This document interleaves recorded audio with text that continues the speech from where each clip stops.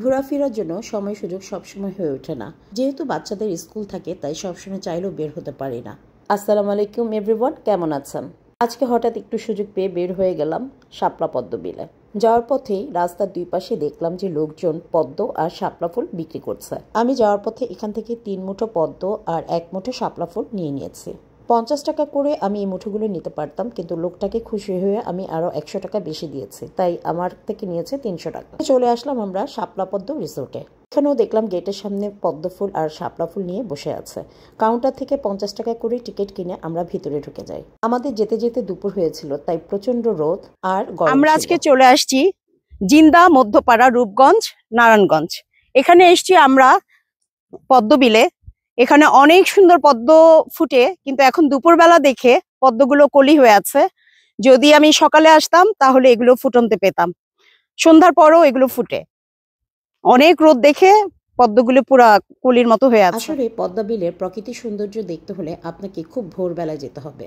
ভোরবেলা থেকে সকাল 10টা পর্যন্ত পদ্ম ও লাল শাপলা ফুটে। এই পদ্ম ও লাল শাপলার রূপ দেখতে বিভিন্ন জায়গা থেকে বিভিন্ন পর্যটক এখানে আসে। তো চারদিকের পরিবেশটা এত সুন্দর যে আমি যেখানে দাঁড়াই সেখানেই কিছু ছবি তুলে নিই। তারপর একটা ছোট্ট বাঁশঝাড় দেখতে পাই, সেখানে গিয়ে আমি বেশ কিছু ছবি তুলে নিই। বাঁশঝাড়টা দেখে আমার এত ভালো লেগেছে, কারণ আমার আম্মা সবসময় বলতো যে দুপুরবেলায় বাঁশঝাড়ের নিচে নাকি যেতে নেই, কিন্তু আমি তো আজকে ভর দুপুরে বাঁশঝাড়ের নিচেই আছি। এইগুলো বলে আমি অনেক দুষ্টুমি করছিলাম আর কিছু ছবি তুলে নিয়েছিলাম। ও আরেকটা কথা আপনাদেরকে বলি, এখানে ঢুকতে আমাদের এন্ট্রি ফি লেগেছে মাত্র 50 টাকা করে। এটার লোকেশনটা হচ্ছে আপনারা জিন্দা পার্কের ভিতর দিয়ে সোজা ঢুকে গেলেই লোকজনকে জিজ্ঞেস করলেই দেখিয়ে দিবে যে এটা কোথায়। আর এই গ্রামের নাম হচ্ছে জিন্দা গ্রাম।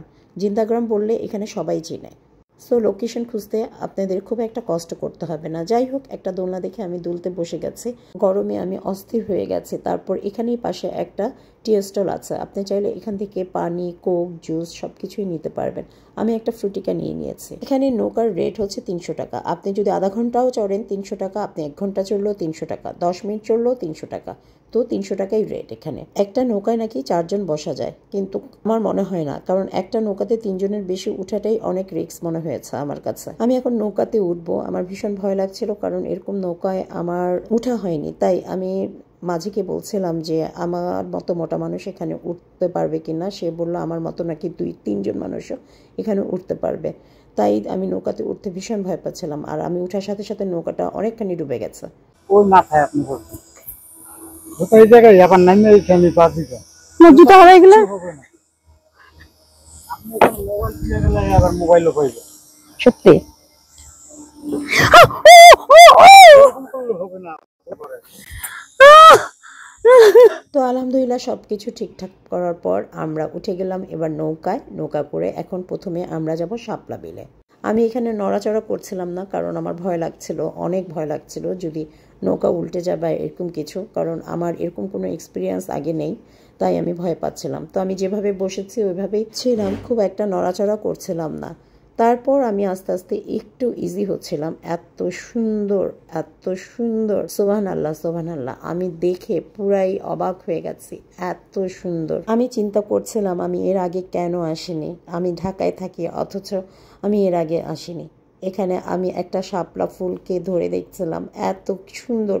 তবে এখানে ফুল ছেঁড়া একেবারেই নিষেধ, আপনি এখান থেকে কোনো ফুল ছিঁড়তে পারবেন না। এখানে আসার আগে আপনাকে ফুল কিনে আসতে হবে। আরেকটা মজার জিনিস দেখেছি যে পদ্ম ফুলের পাতার মধ্যে পানি দিলে ওই পাতার গায়ে ওই পানি লাগে না, পুরো কচু পাতার মতন। এই পাতার ভিতরে নাকি ভাতও খাওয়া যায়, আমাকে নৌকার মাঝি বলল। তো পুরো পদ্ম বিল আমরা ঘুরেছি। এখানে আমরা অলমোস্ট 1 ঘন্টার মতো নৌকা করে ঘুরেছি, মাঝির গান শুনেছি, অনেক মজা করেছি। মাঝি ভাইটাও অনেক ভালো ছিল, আমাদের সাথে অনেক রকম গল্প গুজব করেছিল। তারপর আস্তে আস্তে আমরা আবার ঘাটের দিকে চলে যাচ্ছি, কারণ সন্ধ্যা হয়ে আসতেছে, আমাদের এখান থেকে যেতে হবে।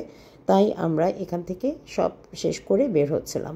বের হওয়ার সময় আবার একটু ঘুরে ফিরে দেখলাম এখন অনেক মানুষ চলে আসছে, মানে অনেকে শাড়ি পরে সেজে গুজে এসছে, এখানে এসে ছবি তুলবে আর নৌকায় ঘুরবে। আমরা যেহেতু ঢাকা থেকে অনেক দূর থেকে এসছি, তাই সন্ধ্যার মধ্যেই আমাদের এখান থেকে বের হয়ে যেতে হবে। সত্যি নারায়ণগঞ্জের, রূপগঞ্জের জিন্দা বিলে লাল শাপলা আর পদ্ম আজকে আমাকে মুগ্ধ করেছে। ছোটবেলায় এই পদ্ম আর এই লাল শাপলা নিয়ে অনেক বই ও কবিতা পড়েছি, যা আজকে নিজের চোখেই দেখে গেলাম। জিন্দার মধ্যপাড়ার রাস্তার দুই পাশে লাল পদ্ম আর লাল শাপলা, যা আমাকে অনেক মুগ্ধ করেছে। আজকের জন্য এই পর্যন্তই। সবাই সুস্থ থাকবেন, ভালো থাকবেন। আল্লাহ হাফেজ।